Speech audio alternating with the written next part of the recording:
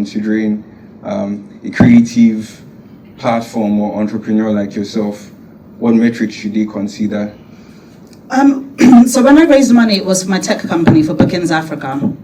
And once again, that was a platform that I owned, and it enabled people to actually find jobs. However, that's to bolster the creative economy in sub-Saharan Africa. However, if you're looking at investors in the UK and what they can do, especially for an agency like mine, I think what's actually missing, like I mentioned, is things that allow you to own. So we're looking at maybe more platforms, social media platforms. I always think, what happens if Instagram or TikTok crash, or some global occurrence happens and then we're locked out? What then happens to Africa? Because apart from that, the monetization model that a lot of these platforms, they actually, they give Africans less money. I don't know if you guys saw that in generally, like on Spotify, if you have 1 million downloads in the UK, you might get, don't quote me on this, but it might be like £3,000-4,000. Same thing on YouTube. In Nigeria, the same million downloads or views or listens is probably like $300. Exactly. So if we were to build our own, we can then dictate how much people get. That's better for the economy. So any investor, for me, should be looking at those kind of platforms if you're looking at a tech company. But there's also... And now this is to give some insight to investors. To what would you think is the most underpriced, or potentially the most underpriced opportunity, especially within the talent space and creative industry in Africa right now? The most underpriced, I think there's a wide door for IP, the infrastructure. Literally, there's just a lack of infrastructure across so many different industries. In the creative industry, it's only recently that we're now able to create infrastructure around music. And that's because we had your Sony, your Universal. Sony have partnered with Maven Records. So that's the gap, regardless of whether they are TikTokers, regardless whether they're actors, regardless if they're musicians, singers, and also platforms like Bookings Africa as well. So here, everybody knows Fiverr. What about those platforms specifically to create talent or create opportunities for talent to get employed? We have a very young demographic across the continent. They're very hardworking, very innovative. But yet that infrastructure is what's lacking. I know if you go to Kenya, the amount of CGI developers there, the FX developers are amazing. They can literally rival anyone in Hollywood. But yet the infrastructure they have doesn't exist. The opportunities that they're given is very, very minimal. And I'm like, these guys, there could be a pipeline to the Hollywood or to Asia where they could partner, get not quote unquote cheaper labor, but affordable labor, upskill everyone. And then that will then create more jobs on the continent. So yeah, I think definitely just looking at all the areas of where infrastructure is lacking, and that's pretty much across board. And then once again, and you're probably going to get tired of me saying this, but ownership, IP. There's a lack of knowledge. People still kind of assume that creators or people in the creative industry, it's almost just fun, it's entertainment, it's a hobby, but they don't see it as a scalable business that can build generational wealth.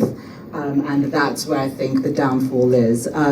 So yeah, I think that there is a lot of opportunity there, and investors should educate themselves on how to monetize creators.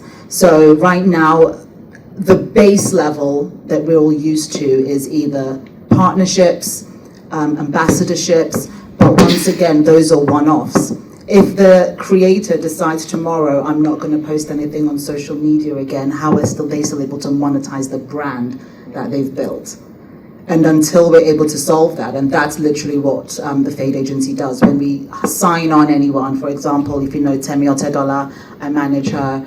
When we sign on any talent, it's not just what they're going to achieve today. we're looking at what can we build with you over the next 50 years, what IP, and that's what sets the Fade Agency apart, because we work together with them to build a product, whether it's to build a series, a TV show, a physical, tangible product, but something that has IP, and we'll also be shareholders in that.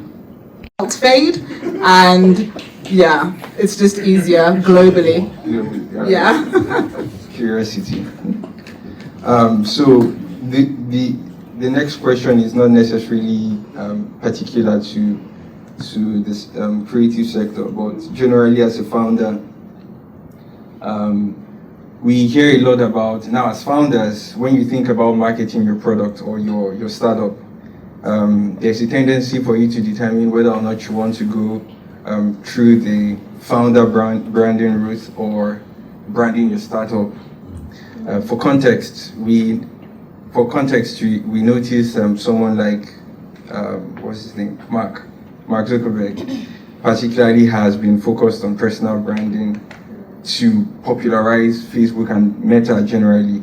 Now, what would you think is most effective? It's a one size fits all. If you are not a personable person, then you should have no business being a founder-led startup. Focus on something that can scale, and if your product or your service is good, word of mouth will spread. If your go-to-market strategy is strong, people will hear about you. But then there's other people where that is their forte. Someone like Kim Kardashian, because she's leveraged the entire social media, it's easy for her to then say, I've already got a community. What people try to get wrong, if you're a founder, the difference between someone who's founder-led, usually they already have a community. And it's easier for anyone who already has a community. If I have 100,000 people that I know follow me, they've subscribed to my newsletter, if I put on my social media, I'm coming to an event and the tickets sell out in 2 minutes, even if I'm a healthcare specialist, right?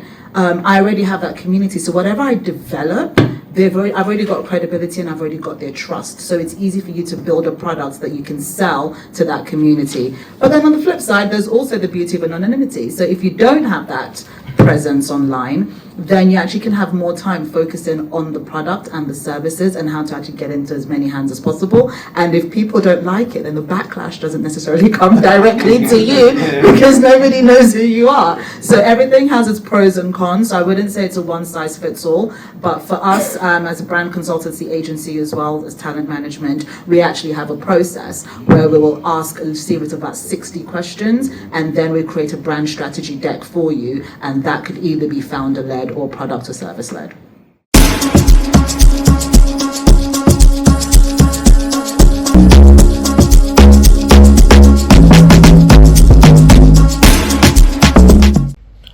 Thank you for tuning in to Nigeria Magazine's YouTube channel.